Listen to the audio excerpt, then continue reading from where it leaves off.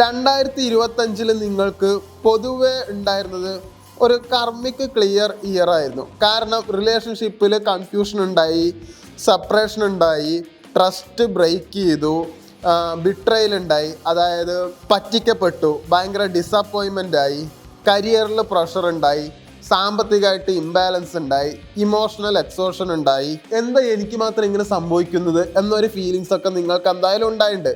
2025 അവസാനത്തോടെ നിങ്ങൾക്ക് എന്തായാലും ഇനി ഞാൻ എന്നെ രക്ഷിക്കും, എല്ലാവർക്കും വേണ്ടി ജീവിച്ച് മതിയാക്കാം, ഞാൻ എനിക്ക് വേണ്ടി ജീവിക്കണം എന്നൊരു തീരുമാനമൊക്കെ നിങ്ങൾ 2025 അവസാനമാകുമ്പോഴേക്ക് എന്തായാലും ആ തീരുമാനത്തിലെത്തിയിട്ടുണ്ടാവും.